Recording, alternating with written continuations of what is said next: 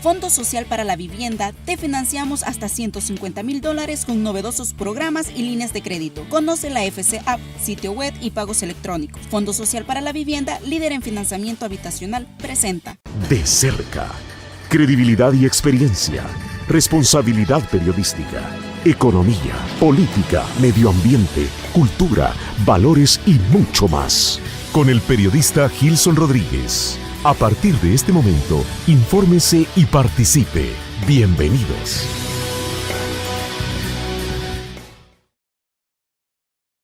Muy buenos días, amigos televidentes que nos ven este día 20 de mayo del año 2019.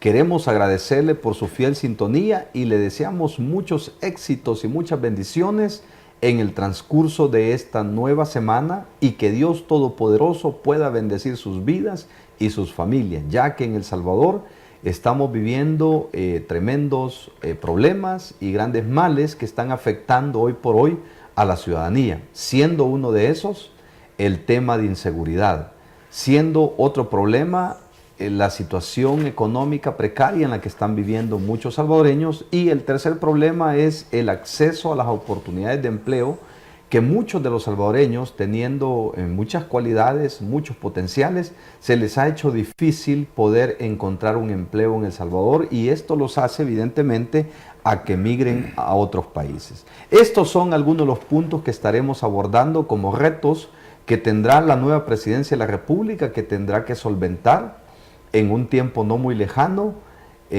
inmediatamente después de la toma de posesión.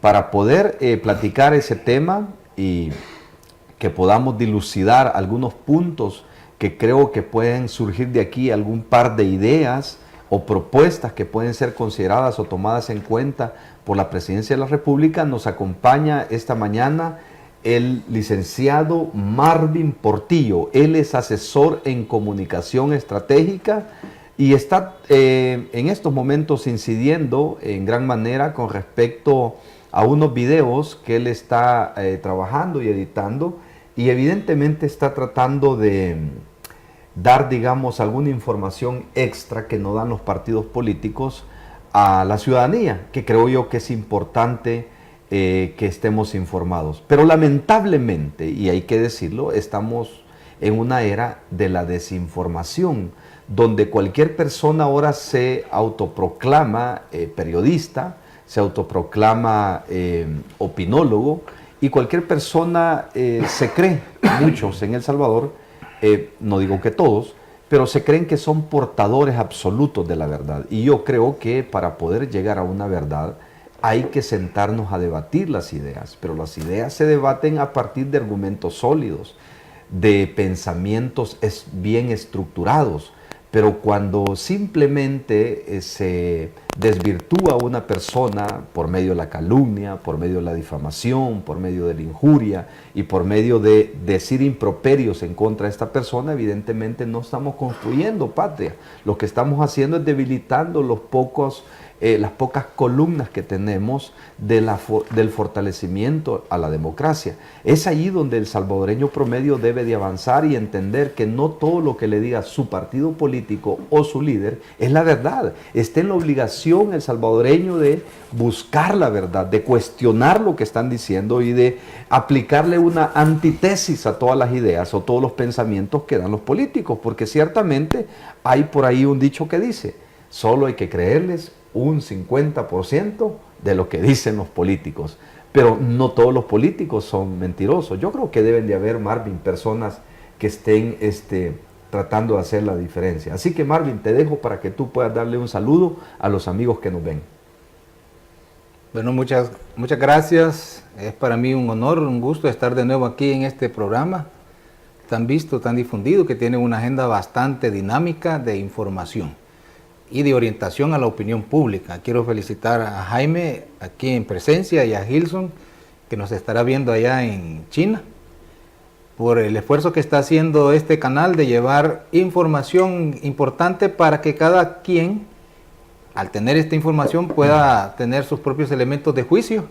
Y como dice muy bien Jaime, no dejarse ir por la información que vierten los políticos. Jaime decía que nada más dicen el 50% de la verdad. Yo de los políticos tengo otra opinión. Va en la misma tendencia. Digamos. No, que los políticos dicen una cosa, piensan otra cosa y hacen otra cosa. O sea que está dividido en un tercio cada uno lo Sí. que es la realidad de lo que va a suceder. Sí, en nunca el se país. sabe con un político, ¿verdad? Ellos siempre manejan intereses, pero para eso estamos los ciudadanos y medios como este, para aportar información adicional que ni los políticos ni los medios, otros medios, están queriendo revelar. Definitivamente. No nos dan toda la información, así es que aquí venimos como a complementar el cuadro.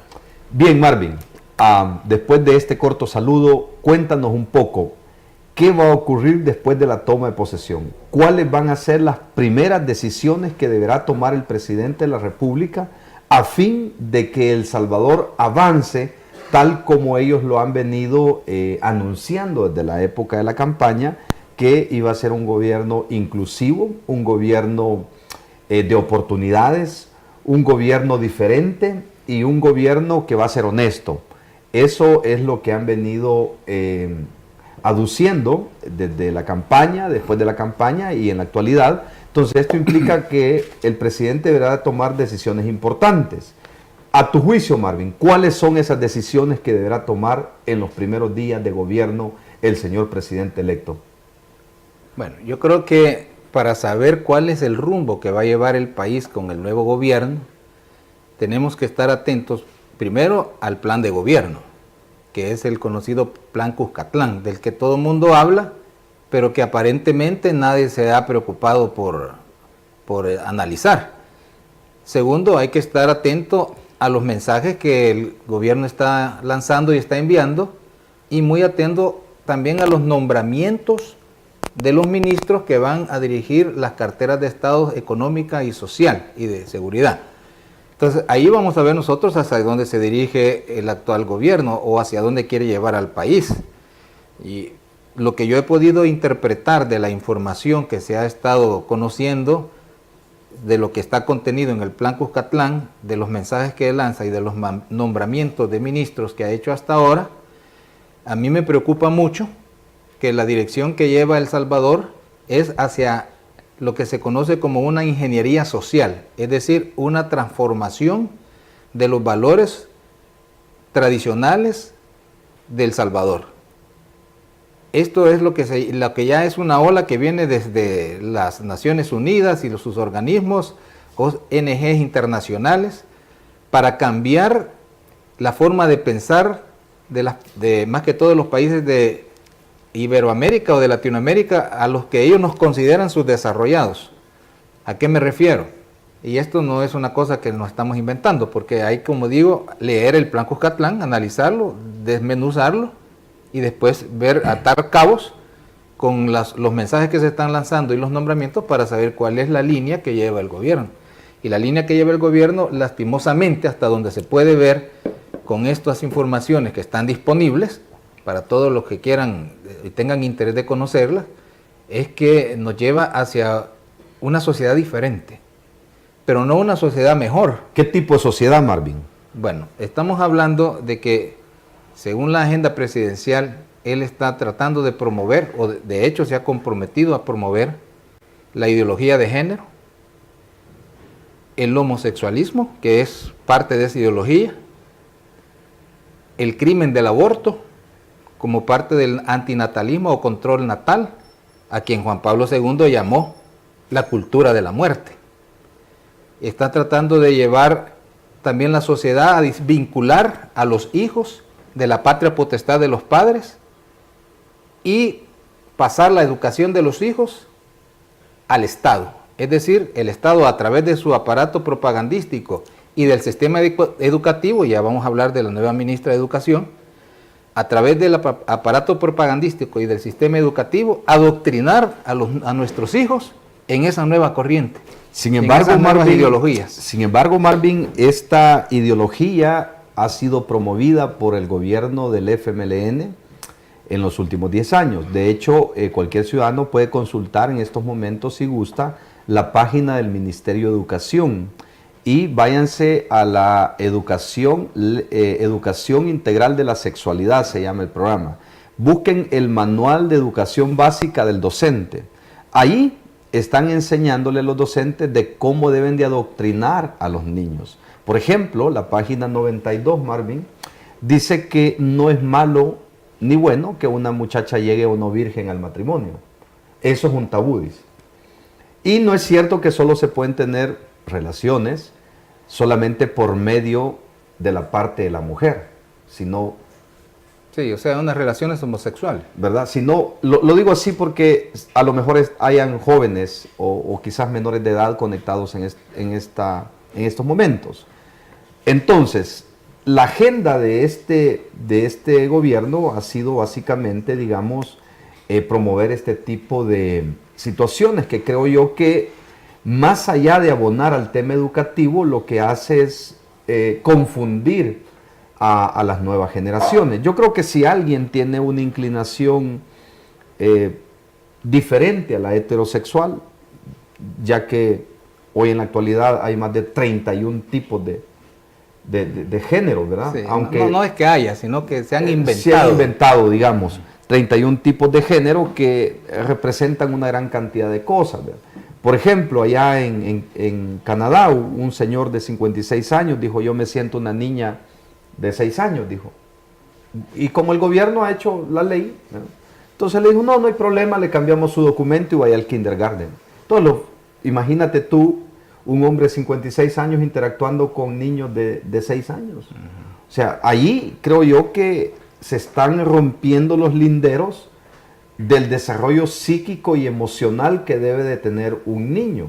Y el cuidado evidente que debe tener el Estado. Y esto, claro, es más que evidente, raya con la Constitución del Salvador, porque la Constitución del Salvador dice que el Estado debe proteger al niño en su desarrollo emocional y que la enseñanza educativa por parte del Ministerio de Educación, el lindero que debe tener es la moral.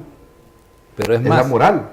Por eso se llama educación integral. Moral, la parte espiritual y la parte académica, por supuesto. Entonces, es decir que estos gobiernos los que han implementado más precisamente este tipo de cosas, que por cierto son inconstitucionales, hay que decirlo. De manera que estos son uno de los grandes retos que va a tener el presidente electo. Ojalá que no continúen esa misma dinámica, porque es que eso sí es preocupante. Pues eso es precisamente lo preocupante. Tú decías que el gobierno del FMLN ha apoyado o ha fomentado este tipo de, digamos, de reformas sociales, ¿verdad? Pero en realidad lo que ha hecho el FMLN es, como hacen todas las izquierdas del mundo, es apoyar a las minorías. Y como son grupos minoritarios los que fomentan el crimen del aborto, los que fomentan la ideología de género y estas otras cosas de las que tú hablabas, el Frente, los gobiernos de izquierda, el gobierno del Frente, recoge, digamos, como esas inquietudes de estos grupos minoritarios y los levanta y los exalta. Pero no es que sea una agenda de ellos. Lo preocupante es que este gobierno, en su plan de nación, en su plan Cuscatlán y en las declaraciones que ha dado el presidente, es ya una política de Estado de él, del gobierno actual. Y bueno, tú me decías que el reto sería no continuar. No, parece que el reto que está asumiendo el nuevo gobierno es profundizar esas reformas desde el aparato estatal, desde el mismo Estado, ya no recogiendo y apoyando las demandas de los grupos minoritarios que apoyan el crimen del aborto, el homosexualismo y esas cosas, sino promoviéndolo como una política de Estado. Si lo vuelven una política de Estado, creo que deberían de comenzar por modificar la Constitución, porque la Constitución prohíbe todo ese tipo de cosas. Yo creo que los salvadoreños, Marvin, debemos de avanzar por el respeto y la tolerancia, es decir, si alguien se siente, allá por ejemplo en Europa, un señor se sentía transespecie, ¿verdad? Es un nuevo cliché de género, ¿verdad? Transespecie, ¿qué significa? Se sentía él un gato, no se sentía un ser humano. Entonces, como la ley está habilitada para eso, pues le pusieron ahí en su documento, género, gato. ¿Verdad? Entonces, estas son las cosas que al final llevan al ser humano a caer, digamos, en situaciones bien bajas en la vida. el caso de una mujer que se casó con una mula en Europa, Sí, el caso de un hombre que se casó con su yegua, también con su yegua en México. Y un famosísimo diseñador de modas que había pedido permiso de casarse con su gato. Con su gato. Entonces, estas son las cosas que al final son preocupantes. Ahora, quiero insistir, yo creo que los salvadoreños no debemos de discriminar a las personas, ni practicar el tema de la homofobia. Yo creo que todos somos seres humanos y como seres humanos tenemos dignidad y respeto. Hay que respetar a las personas independientemente cuál sea su inclinación. Y me refiero a la inclinación sexual, ¿verdad?, que no practica el heterosexual, pero también su inclinación ideológica. Hay que aprender a respetar. Si no aprendemos a respetar, no vamos a ser tolerantes. Pero eso de respetar a que te quieran imponer, Ese es el problema. eso es lo que a mí, como salvadoreño, me preocupa, porque tengo hijos y quiero que mis hijos sean educados con valores, con principios y valores. Ni que ellos nos impongan, ni que nosotros les impongamos nuestros principios. Pues esto es lo que nosotros queremos vivir como salvadoreños, principios y valores, dado que, de acuerdo a la última encuesta de la UCA, hay aproximadamente un 80% de la población que es cristiana. Es cristiana. Entonces, bajo ese esquema, creo yo que debería de conducirse el país. ¿No crees tú, Marvin? Sí. Bueno, lo que estamos viendo, como bien lo señala Jaime, es un cambio y un trastorno de los valores que yo llamo valores fundacionales, que son los valores cristianos, como tú bien lo decías. Y esa encuesta a la que te referías solo hace alusión a las religiones que practican los salvadoreños, ¿verdad? Más o menos un 40 y algo % católico y un 39 y algo 39.5 cristiano evangélico. Y otros que dicen no ser, digamos, o no sentirse miembros de ninguna de las dos.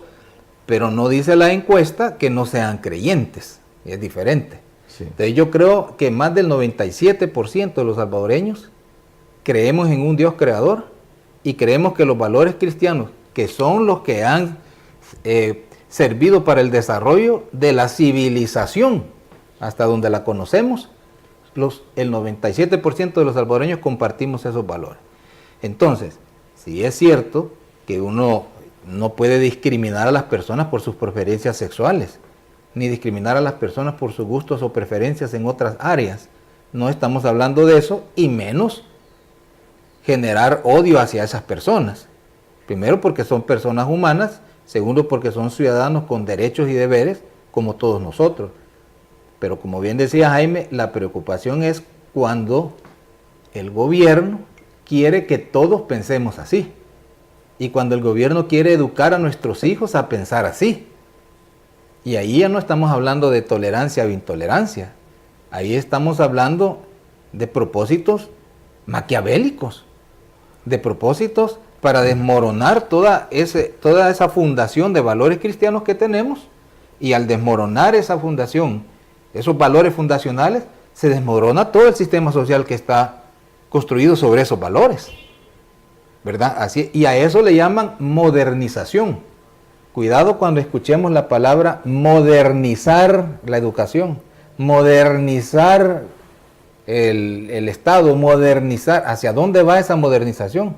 Tenemos que ser muy cuidadosos de pensar que modernización es nada más tecnología, el uso de la tecnología en la educación.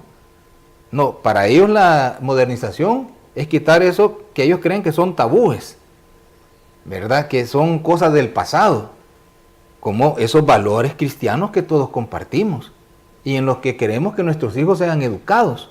Nosotros como padres somos los primeros, según la Constitución, según las leyes del Estado, nosotros como padres tenemos el derecho de educar a nuestros hijos en el seno del hogar, como a nosotros nos parezca, en la religión que a nosotros nos parezca. Hace poco se denunció que un grupo de Naciones Unidas, de observadores de Naciones Unidas, había hecho una especie de observación o de investigación en el Reino Unido y había lanzado una especie como de recomendación a Naciones Unidas de que obligar a los niños a ir a la iglesia era atentar contra sus derechos. Entonces, es preocupante cuando estas corrientes ya vienen siendo impuestas, porque uno puede tener sus preferencias sexuales, sociales, escoger a sus amigos, pero ese es el ámbito privado de cada quien. En el ámbito íntimo y privado de cada quien. En el ámbito pero privado ya de cada quien. que a través del Estado, a través de la educación, se nos quiera imponer esa forma de pensar, entonces ya no estamos hablando de tolerancia.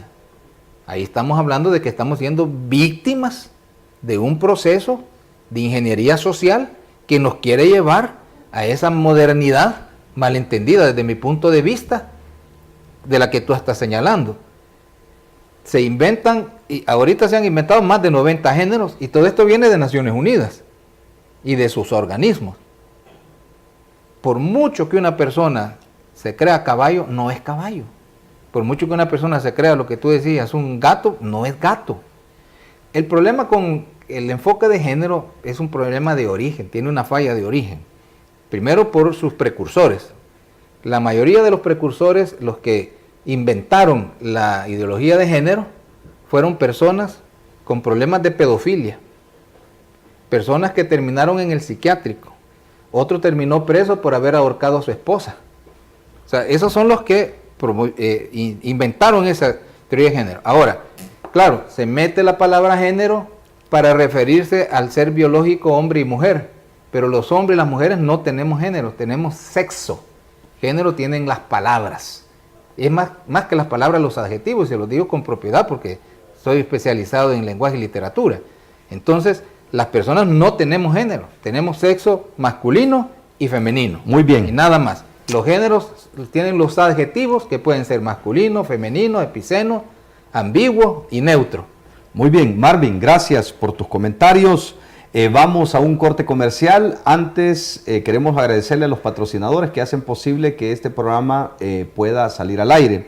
Un saludo para Gilson, que nos está viendo en estos momentos en China, para Claudia Martínez, para Esaú Murgas.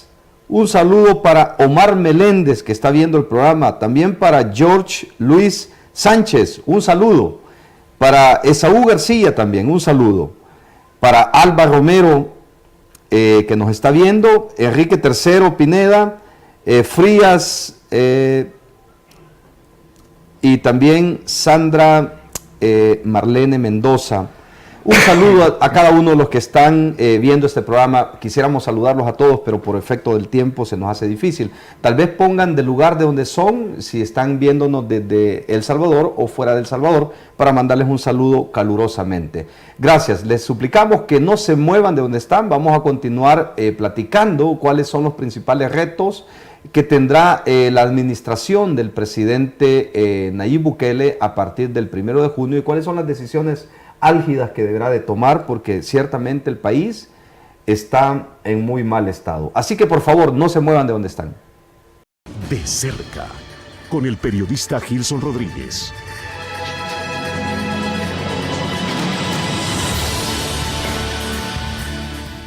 Muchísimas gracias, amigos, por quedarse conectados en las redes sociales.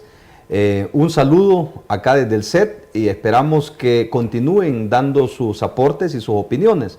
Recuerde que es importante construir patria, pero lo más importante es entender que todos pensamos diferentes. Y creo que es aquí donde tenemos la piedra en el zapato muchos salvadoreños, porque a veces algunas personas son intolerantes ante las opiniones de otros. Y es aquí donde debemos de avanzar en dos principios que son importantes: el respeto y la tolerancia. Si lo logramos hacer, creo que podemos vivir en paz. Y también es obligación de todo salvadoreño construir paz, por lo menos en un metro cuadrado donde se desenvuelve. ¿Para qué? Para que haya armonía. Y al final entender que todos somos salvadoreños y queremos sacar adelante el país. Pero no creamos tampoco que una sola persona va a sacar adelante un país. No. Se requiere la intervención de todos los buenos salvadoreños. Y claro, el mal en El Salvador y la corrupción avanza porque los hombres y las mujeres buenas no intervienen.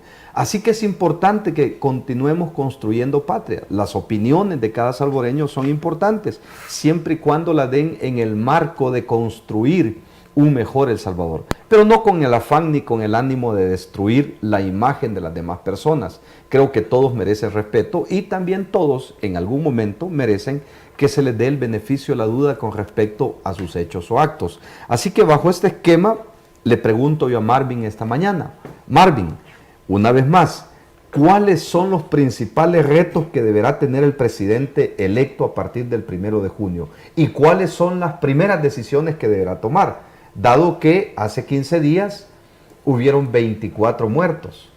Nadie está hablando de los 4 o 5 jóvenes que se están desapareciendo a diario, donde hay hombres y mujeres que lloran a sus hijos perdidos. Y este dolor, Marvin, ¿cómo lo consolamos? ¿Cómo consolamos a aquel padre, aquella madre que ha perdido un hijo que no sabe dónde se encuentra? Solo sabe que desapareció, que fue secuestrado con una última camisa y andaba con una mochilita. Pero de ahí ya no saben los padres de familia de estos niños. Entonces, esto es lo más preocupante que tenemos como país. Por otro lado, es importante entender que debemos de trabajar en la primera infancia de nuestros niños para poder controlar el tema del crecimiento de las pandillas, dado que el último informe del PNUD, uno de los últimos informes, uno de los puntos álgidos que ellos establecían es cómo rescatamos un niño de las pandillas. Este es el punto. Ahora, ¿cuáles serán las decisiones del presidente con respecto a esto, Marvin? Gracias, Jaime. Bueno, vuelvo a decir que todo está ya, las líneas en las que va a manejarse el nuevo gobierno están ya diseñadas y planteadas en el Plan Cuscatlán. Entonces, como sabemos los salvadoreños, el principal problema que tiene el país ahorita es la seguridad y específicamente el problema de las pandillas y el crimen organizado, óigase narcotráfico. Entonces, en el Plan Cuscatlán están los ejes de la política de seguridad del nuevo gobierno. Marvin, disculpa que te interrumpa, pero ¿será que lo va a implementar? Bueno, por lo que estamos viendo, primero en el nombramiento de las 5 ministras que han sido... Te explico esto, Marvin, porque, claro, un plan es importante, una estrategia es importante, pero una cosa es el plan y otra cosa es la realidad. Es decir, los cambios los puedes ir haciendo en la marcha, ¿o no? Sí, pero ese es el futuro, nadie lo puede ver, pues no sabemos si lo va a hacer o no lo va a hacer. Te digo esto porque ningún partido político ha implementado su plan, ¿verdad? Ninguno hasta aquí, ¿verdad? Bueno, como no, el Frente implementó varios factores. No, porque no, pero no logró implementar completamente el socialismo del siglo XXI, que ese era el objetivo, ¿verdad? No era ese el objetivo de ellos, no, totalmente no era ese. Pero dejemos al Frente que ya va de salida y hablemos del futuro. Me preguntas tú si va a implementar ese plan. Sí. El Plan Cuscatlán. Sí. Vale. Yo digo esto por todos los problemas de inseguridad que tenemos en la actualidad, que no lo pudo combatir ni la mano dura, ni la supermano dura, sí, ni las medidas extraordinarias que se aplicaron casi en los 5 años. No, pero eso ya no es si eso ya no es si él lo va a implementar, eso es si va a tener resultado o no. Vayamos por parte. La pregunta, ¿lo va a implementar? El plan de seguridad que está en el Plan Cuscatlán. Hemos visto nombramiento de 5 ministras. 4 de ellas van en las líneas de la educación, las relaciones internacionales, la cultura, que están en el Plan Cuscatlán. Sí. Se ve que él tiene la intención de llevarlo a cabo. Habrá que ver el Ministerio de Seguridad, quién es y cómo se plantea, pero yo no dudo que tiene que ser una persona que esté imbuida y que esté de acuerdo con la implementación del el componente de seguridad en el Plan Cuscatlán. Segundo lugar, las declaraciones que ha dado el presidente electo en medios internacionales, lo que fue a la charla que fue a dar allá a los Estados Unidos en la Heritage Foundation y las entrevistas que dio posteriormente a medios americanos, nos dicen que él está interesado y está imbuido en hacer cumplir su plan. Muy bien, pero no podemos dudar, podemos dudar de que él no va a cumplir lo que está en el Plan Cuscatlán en relación a la seguridad pública a priori. Primero. Segundo, no podemos juzgar al nuevo presidente por lo que han hecho los anteriores, que pudieron o no pudieron haber cumplido. Entonces te voy a replantear. Y en el caso del Frente, Farabundo Martí, ellos solo tenían un componente social, que lo hablamos ya creo en una entrevista anterior, que era como repartir las migajas del banquete que ellos estaban dando. Eso era su Bien, su entonces principal te voy a replantear la pregunta para que me puedas dar una respuesta concreta. Evidentemente, el problema más complicado que tiene El Salvador es el tema de inseguridad en El Salvador. Así es. Cómo crear espacios libres de violencia. Correcto. Cómo crear una cultura de paz. Cómo hacer que los niveles de violencia bajen. Cómo hacer que los niveles de extorsión bajen. Cómo hacer que estas pandillas, que son diabólicas, dejen de secuestrar a nuestros niños y jóvenes. ¿Cómo lo podemos lograr? Si, digamos, en un plano real, ¿cuáles son las decisiones que debería tomar el presidente con respecto a este tema? Entonces te encauzo para que tú me puedas contestar bajo ese esquema. ¿Cuáles deberían de ser las situaciones? Dejemos atrás el plan Cucatlán. ¿Cuáles deberían de ser las decisiones que el presidente debe tomar para que estos niveles de violencia bajen, para llevar un poquito de alivio a aquella madre soltera que sale desde Apopa a las 4 de la mañana a echar pupusas al centro de San Salvador, que no tienen ni las condiciones mínimas ni de vivir, ni de seguridad, ni de empleo, ni de oportunidades? ¿Cómo hacer, Marvin? Pero yo retomo la palabra y quiero reenfocar la pregunta, porque lo que yo, tú, o cualquier otro ciudadano le diga al presidente de cómo debe hacer, es ocioso porque no lo va a hacer. No, o sea, se sabe, a lo mejor no, sí, no lo va a hacer. Tal vez algunas personas que están escuchando este programa, que son miembros o fundadores de Nuevas Ideas, a lo mejor retomen un par de ideas. Yo creo que deben de estar retomando ideas. Ellos pueden tomar ideas y mandarle al presidente electo. Pero no hay que dejar de decir lo que se debe hacer. Sí, pero permítame. Primero vamos a hablar de hechos concretos. Y los hechos concretos sobre el plan de gobierno, cómo él piensa resolver el problema de seguridad, está en su plan de gobierno. Nosotros podemos hacerle 1000 recomendaciones. Pero hagámoslas, porque eso es lo importante de los ciudadanos. De hecho, yo insisto en que debemos primero ver qué piensa hacer él. Y después podemos hablar de que si estamos de acuerdo que esa es la solución. Pero si no conocemos ni qué quiere hacer él, entonces dejamos a la población desinformada. Ya hablaste un poco de lo que él quiere hacer con el plan Cucatlán. No de hecho, dijiste que la propuesta va encaminada al tipo de elección que él ha hecho de sus funcionarios. Sí, pero no he dicho lo que tiene el plan Cucatlán. Y no sé por qué te rehusas a que analicemos el plan. A ver, Marvin, lo que pasa es que siempre en los medios de comunicación siempre estamos cortos del tiempo. Por eso quería ser lo más concreto posible en este tema. A ver, concretízanos entonces. Pero lo concreto es lo que está en el plan. Muy bien. No es lo que a mí se me ocurra que tiene que ser la solución. Muy bien. Entonces, el plan Cucatlán en materia de seguridad, como el gobierno piensa resolver el problema, tiene 3 componentes. El componente de prevención, el de reinserción y el componente de combate a la delincuencia.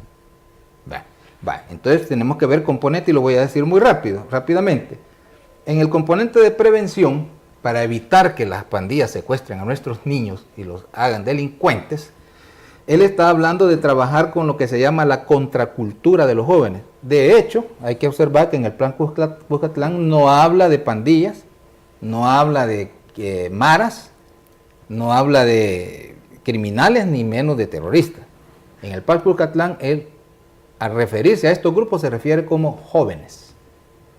Los jóvenes. Entonces, cuando leamos en el plan Cucatlán, ¿cómo hay que hacer para que los jóvenes se reinserten? Está hablando de las pandillas. Muy bien. Ok, en primer lugar, para él la reinserción está basada en trabajar lo que él conoce como la contracultura. Lo menciona ahí y lo dijo en la presentación. Y lo dijo en la entrevista de ABC el 18 de febrero al diario ABC de España. ¿Qué significa la contracultura? Él quiere trabajar con los jóvenes fomentando lo que se conoce o lo que un pensador norteamericano llamado Theodore Rusk, en un libro que se llama El surgimiento de la contracultura, define como una cultura que va en contra de la cultura predominante. Es decir, es poner a los jóvenes en contra de los valores culturales predominantes en este momento. Eso es para evitar que caigan en la delincuencia. Entonces, ¿cómo va a tratar de hacer esto? Bueno, va, dice él, a trabajar con los grupos de contracultura, que son las pandillas, que son los que andan manchando las paredes, que son los grupos marginados de jóvenes. ¿Y cómo va a evitar, según él, que entren en las pandillas? Bueno, los va a poner a aprender ballet, aprender pintura, aprenderlos a ponerlos a jugar fútbol. Y con eso él cree que va a resolver el problema. O sea, para mí una solución es como creer que los niños que viven en esas zonas dominadas por pandillas y que muchos de ellos, la aspiración que tienen es llegar a ser el líder de la pandilla, van a abandonar esa idea aprendiendo a pintar, jugando fútbol en complejos deportivos que va a construir. Para mí eso es como echarle gasolina para querer apagar un fuego. O sea, no es una solución. Segundo componente, que es el componente de la reinserción. Este es el más interesante. En el componente de la reinserción, él habla en esa entrevista del ABC, que la podemos buscar y la podemos encontrar y leémosla. Yo le recomiendo a la población que lea el Plan Cuscatlán, que lea las declaraciones y las entrevistas del presidente electo, para que vea por dónde va la solución que él tiene para el problema de la delincuencia. Entonces él dice que él ya lidió con la delincuencia cuando era alcalde, y se refiere específicamente a un acuerdo al que llegó con las pandillas de la zona del mercado Cuscatlán, porque los comerciantes se estaban quejando de que los pandilleros de esa zona los estaban renteando, o sea, les estaban extorsionando. Entonces él llegó a acuerdos con ellos y se calmó el problema. En unas declaraciones que él dio en su primera visita a los Estados Unidos, a un medio internacional, y salieron publicadas en el diario de hoy, ahí está la publicación, él dijo esta frase, y lo ha repetido también en otra ocasión, o sea, la ha dicho 2 veces y está en el Plan Cuscatlán. Dijo esta frase: los pandilleros reciben en promedio $300 a $400 de extorsión. El Estado puede darles más que eso. Palabras del presidente electo. Ahora, ¿cómo piensa el Estado darles más de $300 o $400 mensuales a los pandilleros? Entonces, lo que él está pretendiendo hacer es, a través de los impuestos que pagamos los ciudadanos, darle trabajo a los pandilleros. Dice la clase de trabajos en el Plan Cuscatlán, ¿qué serían? ¿Cuáles serían? Darles trabajo a ellos para que, según él, dejen de extorsionar. Es decir, lo que está tratando él de hacer es tomar recursos de los trabajadores honestos que pagamos impuestos y de la gente que vive en el sector informal y en la calle, que paga impuestos cada vez que compra algo porque va el IVA incluido, pasarles parte de esos recursos, y que posiblemente vengan de los fondos de la presidencia, a las pandillas. Pero Marvin... Entonces, espérame, ¿ante qué estamos aquí? Aquí estamos acercándonos a una nueva tregua, pero no a una tregua oculta, sino que ya va a ser una tregua nacional en la que va a querer o va a involucrar a más sectores, y se va a llamar, y óiganse bien, acuérdense de estas palabras, se va a llamar el Gran Acuerdo Nacional por la Seguridad. Eso es lo que, hacia eso va, pero ese acuerdo nacional va a ser otra tregua que no va a dar resultado, porque ya tuvimos la experiencia de la primera tregua, que la única diferencia que tuvo es que fue una tregua oculta, secreta, misteriosa. Esta no va a ser ni oculta, ni secreta, ni misteriosa. Podría calmar el problema de la delincuencia, porque lo que quieren los pandilleros principalmente es dinero, pero hay otro elemento que ya lo voy a mencionar. Pero después que pase el periodo presidencial, los pandilleros van a terminar más fortalecidos. Y bien, además, solo quiero agregar otro elemento. Es que vamos a un corte comercial. Bueno, entonces lo voy a decir después. El elemento es que los pandilleros no solo se limitan a lo económico, sino también el poder que tienen en las comunidades. Y eso no se los va a quitar el Plan Cuscatlán. Bien, yo creo que antes de ir al corte comercial, es importante entender que evidentemente tenemos un problema magno con el tema de la violencia juvenil. Pero también los jóvenes necesitan que se les den una oportunidad, necesitan un empleo, de qué van a sobrevivir. Y creo que esa es la solución que debemos de buscar de manera conjunta. Ahora, no sé si el planteamiento que se hace desde el Plan Cuscatlán quizás sea la solución o no, no lo sabemos.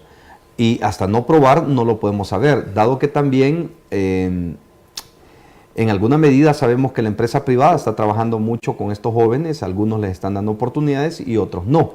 Y creo que esta es la piedra en el zapato que se tiene en la actualidad para poder reinsertar a la sociedad a todos estos jóvenes. Pero bien, vamos a seguir platicando de estos temas y otros puntos más en el siguiente bloque. Por favor, no se desconecte donde está, porque Marvin nos ha dicho que hoy se va a hablar con mayor claridad en el próximo bloque. Así que por favor, no se desconecte. Venimos en un momento. De cerca, con el periodista Gilson Rodríguez.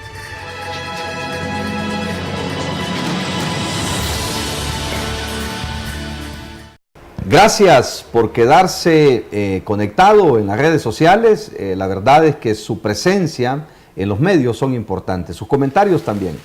He dicho y lo seguiré diciendo, es importante que den sus opiniones, porque para nosotros como medio, pues nos realza de importancia que usted opine. Pero hay que hacerlo siempre, insisto, con respeto, con tolerancia. Recuerden que no todos vamos a pensar de la misma manera. Y es eso lo maravilloso de la democracia, que esta descansa en la pluralidad de pensamiento. Así que no hay por qué molestarse si el que se entrevista piensa diferente al que está al otro lado en las redes sociales. Pero bien, ustedes pueden contraargumentar lo que está diciendo el que está opinando, o pueden dar sus aportes para ir mejorando e ir subiendo cada día más propuestas, porque esto es lo importante de la democracia. Bien, Marvin, entonces, tú nos comentabas qué es lo que traía el Plan Cuscatlán con respecto al tema de seguridad, porque tú nos dices que una de las primeras decisiones que debe tomar el presidente es cómo trabajar para disminuir los niveles de delincuencia juvenil en El Salvador. Claro, es un problema que no lo ha podido resolver en 30 años ni Arena ni el FMLN. No podemos esperar que se resuelva en 5 años, Mario. Tampoco con la sola intervención de un hombre. Se requiere de todos los salvadoreños. Y todos los salvadoreños implica educar a un papá y a una mamá de cómo criar e instruir, corregir y educar a su hijo. Porque donde el niño aprende a decir buenos días, con permiso, buenas noches, gracias, es en el hogar, no en el Ministerio de Educación. Y este es el gran reto, Marvin. Sí. Entonces, ¿qué es lo que se debe de hacer, Marvin, para seguir mejorando el tema de la seguridad en El Salvador? ¿Qué es lo que se debe de hacer? Bueno, gracias, Jaime. Como señalé al principio, pero antes quisiera contestar una interrogante de Antonio Montano, que él pregunta de dónde estamos sacando esta información que yo estoy revelando. Pues, Antonio Montano, esta información está disponible en la web, en los medios nacionales, en el Plan Cuscatlán, te sugiero que lo leas, en las declaraciones que ha dado el presidente electo, y bueno, están los sitios web donde tú puedes buscar qué significa una cosa, las que él menciona, y puedes buscar también, y yo les recomiendo no solo a Antonio Montano, sino que a todos los que nos están oyendo, que se den un tiempo para leer el plan de Cuscatlán en los puntos estos que nos interesan, ¿verdad? Que son la seguridad, la economía, el empleo, generación de empleo, etcétera. Bueno, solo quiero terminar que el último elemento del Plan Cuscatlán es el combate a la delincuencia, y se resume nada más a equipar a los policías, poner cámaras de seguridad en las zonas controladas por las pandillas para que los policías no entren ahí. Lo dice así claramente. Para evitar que los policías entren a las zonas donde hay pandillas, va a poner cámaras de seguridad y a los policías los va a equipar con uniformes bonitos, pistolas, motos Harley Davidson, y para él ese es el combate. Pero bueno, ahí está en el Plan Cuscatlán, no me lo estoy inventando. Ahora, ¿qué se debería de hacer? Estoy de acuerdo con Jaime, estoy muy de acuerdo con Jaime en que lo que se debería de hacer para evitar esto es, primero, una educación en valores, la moral, la cívica y los valores se han excluido de los programas de educación. Desde la primera infancia, Manuel. Desde la primera infancia, así es, de la infancia hasta bachillerato. Son normas de convivencia, donde está el respeto a la propiedad ajena, el respeto a los mayores, el respeto a la autoridad, la honestidad, la decencia, las normas de urbanidad. Todo eso se ha olvidado. Ese es en primer lugar, ¿va? Lo que se debería de hacer. En segundo lugar, lo que se estaba haciendo hasta hace poco, no sé si todavía se hace, son las escuelas para padres. Educar o enseñarle a los padres cómo educar a sus hijos en valores. Porque uno de padre es como nace el niño, pero uno no sabe, no ha sido padre nunca cuando No nace trae tu un manual, primero. No, el niño no trae un manual. Sobre todo porque el ser padre de familia es la carrera donde primero te entregan el título y luego la cursas. Sí, y no por comprar un piano uno va a ser pianista, pues. Claro. O sea, nace el niño y uno ya soy padre, dice, sí, Sí. pero no me han preparado para esto. Entonces la preparación de los padres es básica en este aspecto de la prevención, ¿verdad? La promoción del deporte, la promoción de grupos comunitarios, mantener a los jóvenes vinculados a su comunidad, a las necesidades de su comunidad, que participen y vinculados a su familia, los valores tradicionales familiares. Pero lo que yo veo en el Plan Cuscatlán y en educación es desvincular al niño de su familia, desvincular al niño de su comunidad, desvincular al niño de esos valores tradicionales. Entonces yo le veo, en realidad a mí me preocupa mucho y soy un ciudadano muy preocupado porque estamos atacando el problema de la seguridad con medidas que ya no se hicieron y no dieron resultado. O sea, negociar y llegar a pactos con los delincuentes, lo único que hace es fortalecerlos. Bien, esta sería, digamos, como una primera medida. Claro, quizás el punto ha sido en los últimos años es que quizás se ha estado atacando solo el efecto del problema de inseguridad en El Salvador. Es decir, se está reprimiendo al delincuente, se ataca la extorsión, los asesinatos, y se está atacando todo lo que está produciendo lo que es la violencia juvenil. Pero en realidad no se ha atacado la raíz que provoca la violencia juvenil. Sí. Y alguien decía en una ocasión cuando yo comentaba esto en otro espacio, bueno, pero esa es paja académica, me dijo un muchacho, ¿verdad?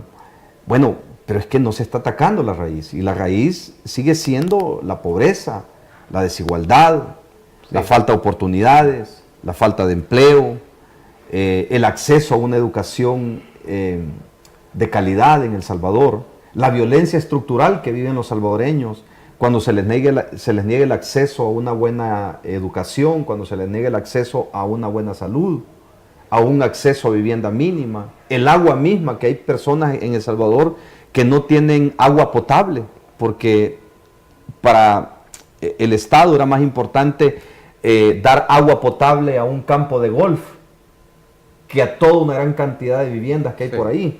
Entonces, estas son las cosas que al final afectan, ¿o no, Martín? Sí, mira, el problema es que si nosotros creemos que la educación no es un arma eficaz contra la delincuencia, estamos muy equivocados. Porque en la educación te enseña a pensar y tú actúas conforme piensas. O sea, primero piensas, después actúas y después vienen las consecuencias de los actos, en primer lugar. En segundo lugar, no hay que desconocer que ya tenemos el problema también. Si nos enfocamos solo a la prevención, entonces vamos a perder de vista que la gente está dominada por las pandillas, que hay lugares donde la gente no puede entrar y salir libremente a su casa ni vestir como quieren, y las mujeres no pueden ni pintarse el pelo del color que ellas quieran porque las pandillas se lo prohíben. Entonces ahí tenemos ya un problema que también hay que atacar, ¿verdad? Ahora, una de las líneas del Plan Cuscatlán de Seguridad, yo soy muy crítico de estas cosas, por esto. Él dijo el presidente electo, al momento de presentar su Plan Cuscatlán, dijo esta frase: meter presos pandilleros no sirve de nada. Frase que está ahí, pueden buscarla, le pido a Antonio. Solo que habría que ver en qué contexto lo dijo. En la presentación del Plan Cuscatlán de los ejes de seguridad. O sea, lo estaba diciendo desde lo que estamos hablando. Entonces, está bien la prevención, por supuesto que está bien. La reinserción, por supuesto. Pero tenemos un problema también que no lo podemos ignorar. Nosotros quizás, los que vivimos o viven en una burbuja que creen que la delincuencia nunca los va a afectar, no saben lo que está sufriendo esa madre que cuando su hijo sale no sabe si va a volver a casa. Los padres que su niña que salió al colegio no regresó y está desaparecida, y lo más probable es que la encuentren con una situación o un resultado fatal. La gente que tiene que comprar, para comprar y vender, tiene que pagar renta, los trabajadores que entran. Recordemos el caso de los trabajadores de una compañía eléctrica que fueron salvajemente asesinados porque estaban poniendo cables y no se dieron cuenta que habían pasado de una zona de una pandilla a la otra. O sea, eso hay que resolverlo también. No solo es la prevención, sino que con la misma intensidad que se trata de prevenir, con la misma intensidad se tiene que tratar de eliminar el problema que ya está. Así es. Reprimir el problema. Bien, Marvin, muchas gracias. Creo que la entrevista ha llegado a momentos elevados, pero lo importante es no tanto generar un debate, sino más bien proponer ideas, porque al final creo que críticos van a sobrar, pero los que proponemos tenemos que seguir avanzando. Tarde o temprano creo que nos van a escuchar las autoridades de El Salvador para que puedan tomar en cuenta al menos algunos elementos que sean positivos, porque al final como salvadoreños necesitamos ser críticos, éticos, pero también propositivos, porque esto es lo que nos va a sacar adelante. Muchísimas gracias, amigos que con mucho amor se quedaron conectados. Un saludo para Ana Martínez, para Gons, no sé cómo decirlo, Hugo Iraeta, un saludo también para José Manuel Maravilla, para Marina Guy, para Ana Martínez, para Luis Reyes, para Henry Enríquez, y un saludo para todos los que están conectados. La verdad es que quisiéramos saludarlos a todos, pero en la medida que ustedes puedan escribir, en esa medida se les puede saludar. Marvin, te dejo para que te despidas de los amigos televidentes. Bueno, gracias Jaime, y gracias a todos los que nos han escuchado, gracias a los que han dado opiniones favorables, otros no muy favorables y otras muy críticas. Eso es precisamente la democracia. Yo lo que quisiera decirles es a todos los televidentes que casi siempre yo procuro revelar información que no nos están dando otros medios, y a veces eso lo puede hacer ver a uno como que solo es un crítico o está oponiéndose a algo.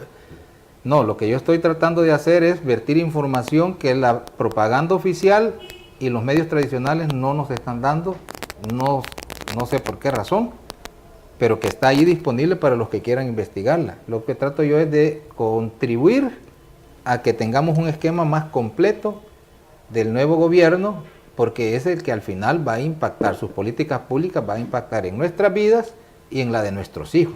Entonces creo que es un elemento de responsabilidad que nosotros seamos objetivos con estas cosas. Muy bien. Muchísimas gracias, Marvin. Un saludo a todos los amigos que nos ven en El Salvador y a aquellos que nos ven fuera de nuestras fronteras patrias.